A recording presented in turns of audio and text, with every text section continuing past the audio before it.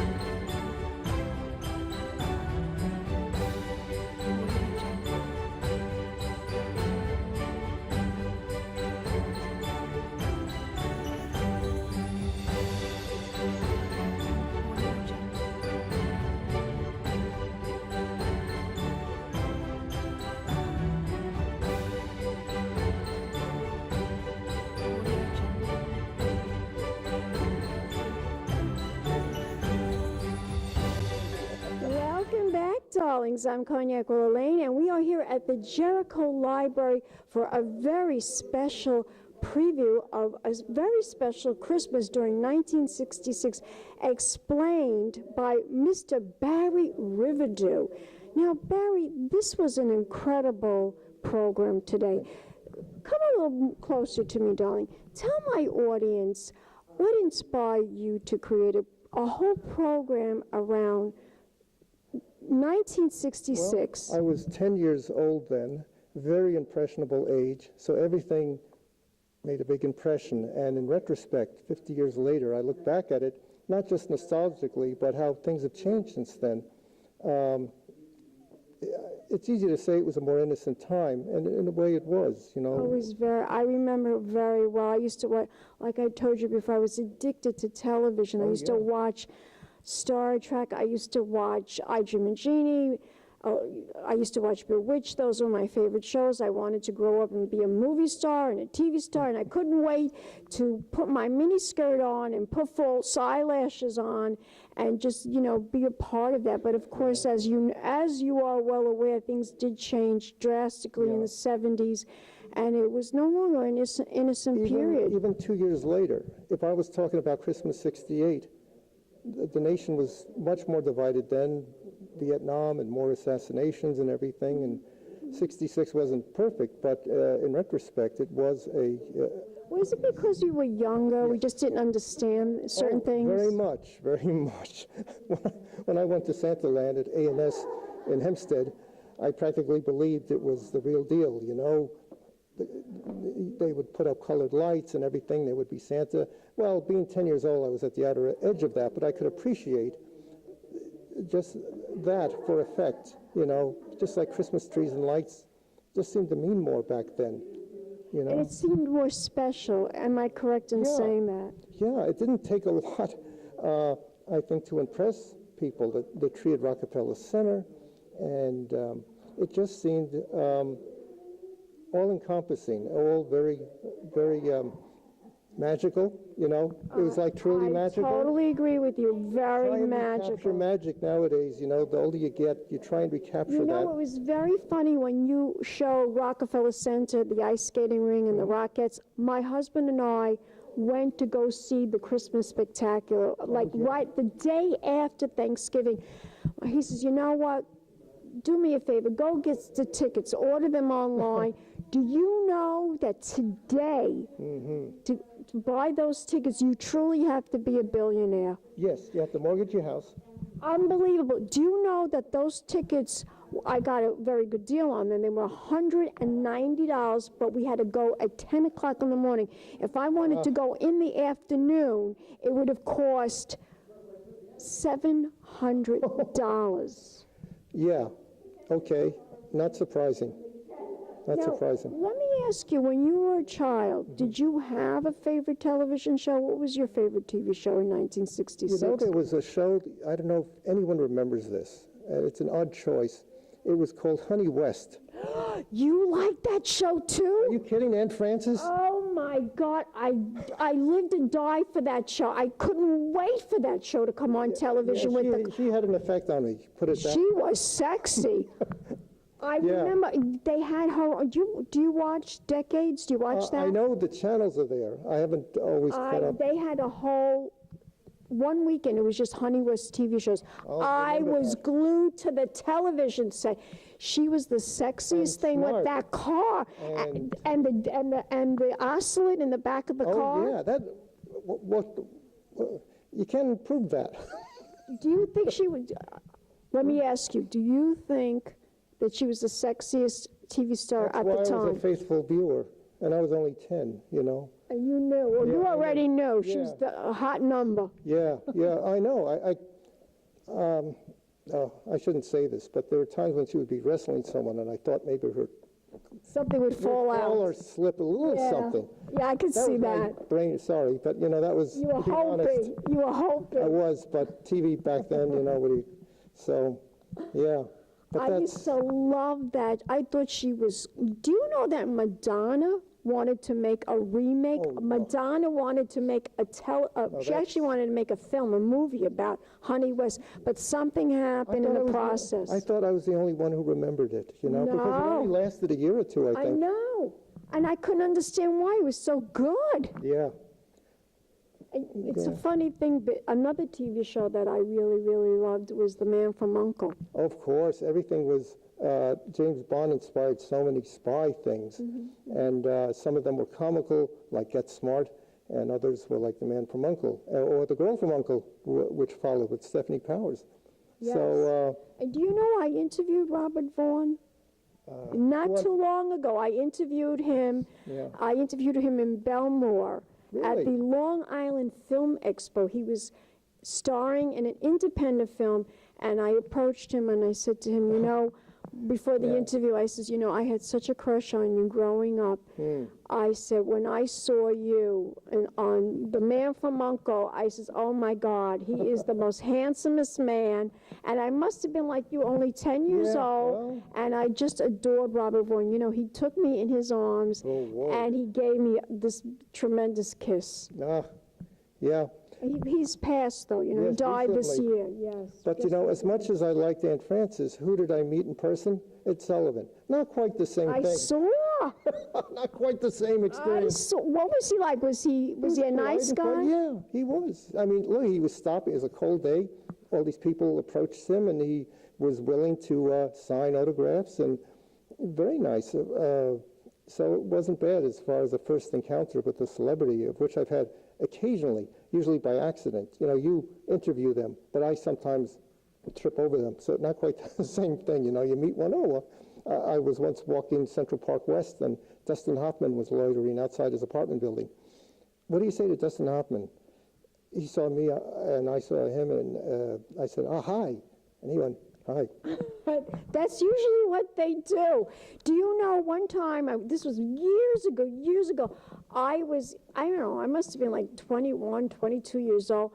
I'm walking, one of my first jobs in Manhattan, I was a secretary, I worked for an insurance company, and I was walking on Fifth Avenue, and it was my lunchtime, and I'm walking, and I'm thinking, do I have enough time to go across the street to this particular store? Mm-hmm. And who was standing next to me? I didn't even look. I says, excuse me, do you know what time it is? And she looks down at her watch, and she goes, it's 1:45. And I'm looking at her at that point, and it was Mary Tyler Moore. And I said, oh my God, are you Mary Tyler Moore? And she says, yeah, I'm Mary. And I was like, oh my God, I was so starstruck.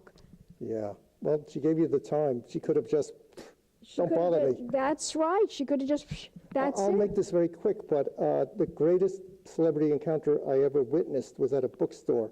This one classic age movie star was there. He was only supposed to be there an hour, but he stayed for 3 hours, talked to everyone, was class itself, and that was Gregory Peck. You met Gregory Peck? Yeah. He was like such a gentleman, so gracious, talking to everyone for 3 hours. He was a star. He really was a star. I'm sorry.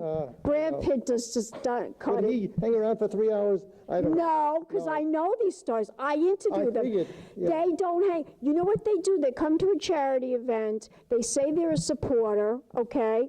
Okay. And they come. They don't know anything about the charity. You ask them where to go online, the website. They don't know. I have to tell them sometimes. Really? That's the website. Just say, I'm going to edit it, and, you know, they don't even, and they tell people they're big supporters, and they don't even know the website. Oh no. Really? That's pretty bad. They don't do their homework. I know, they don't do their homework. Their publicists, you got to go because it's very good, you know, public relations for you to attend this event. In the meantime, they don't know anything. They don't know anything about the charity. Wow. And that's how it is. Now, you tell me, you are a huge movie buff. Yes. I know my movie history. It's the one thing I can actually say.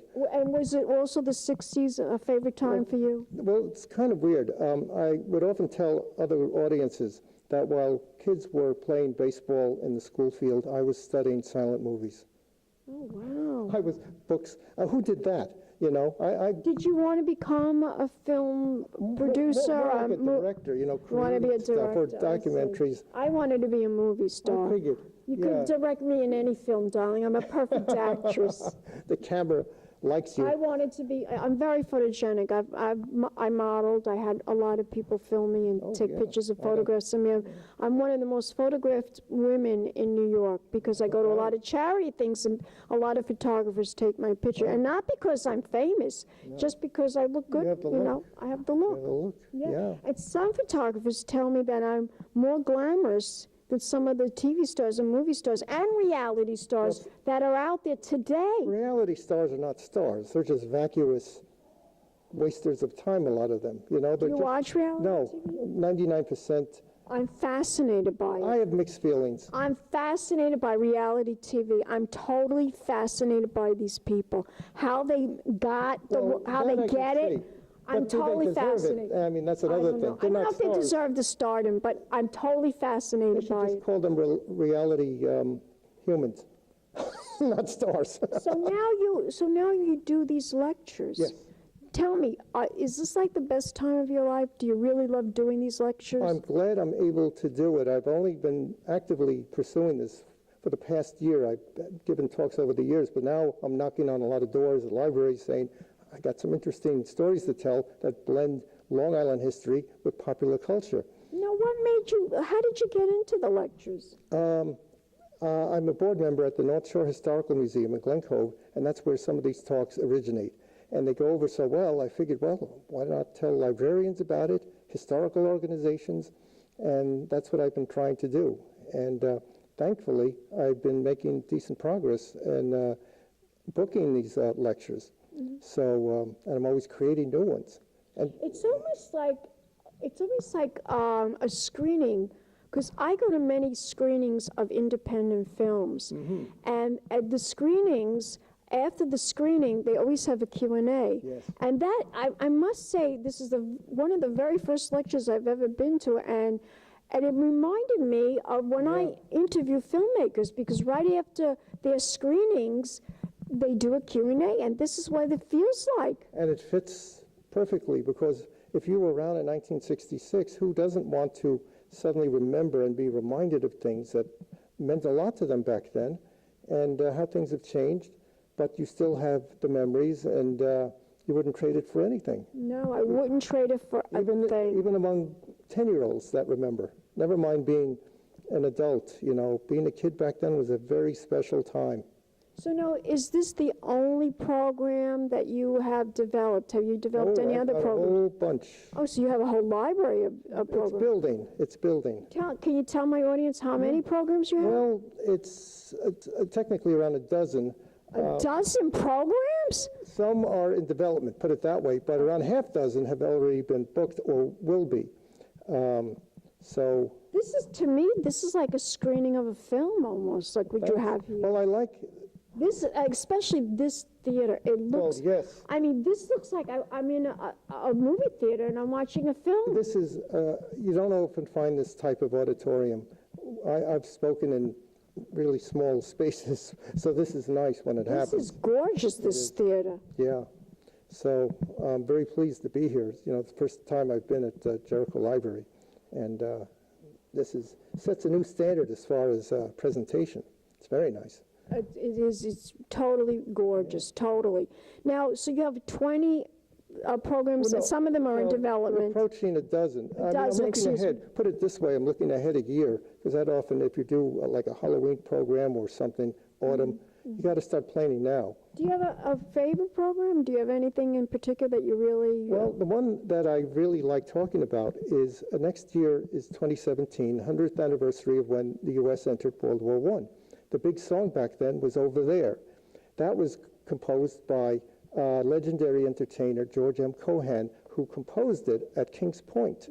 And I figured, look at that, Yankee Doodle Dandy himself composed that right here in Nassau County, and also World War I. So I blend his story with what Long Island was doing back then, and it's been a very popular program.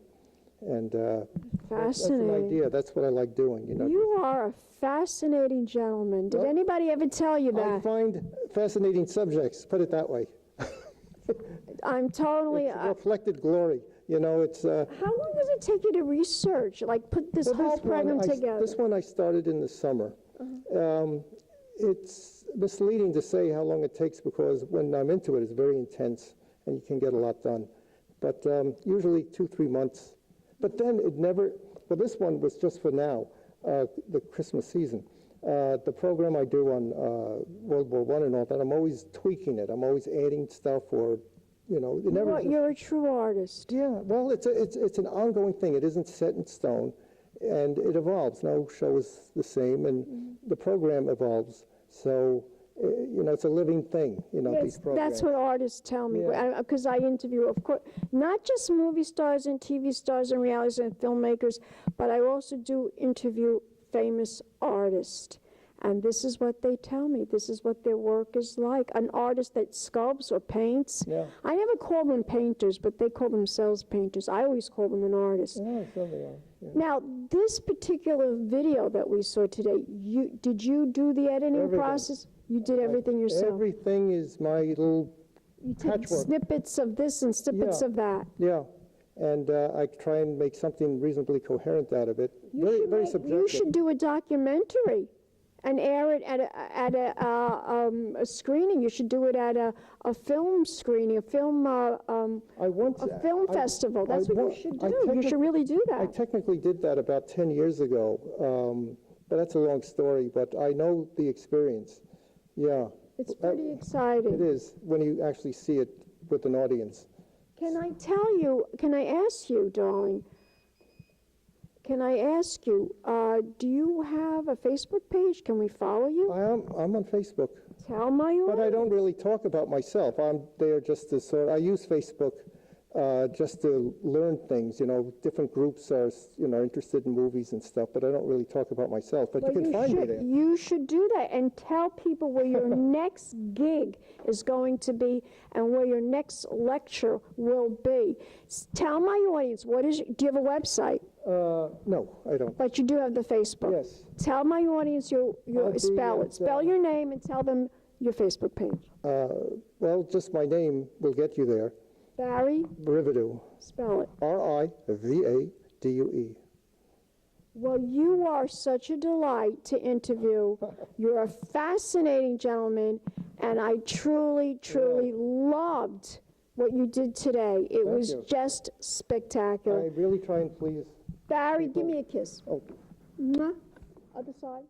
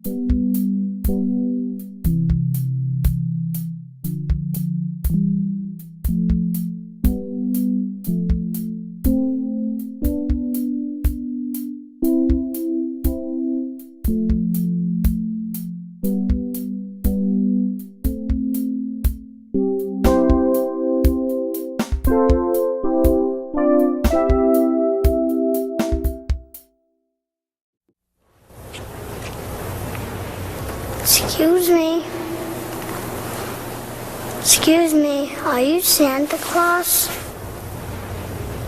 I heard you might be him. If you are him, here's my list. Help the Marines make Christmas possible for less fortunate children. Donate a new toy to Toys for Tots. Here's Santa Claus.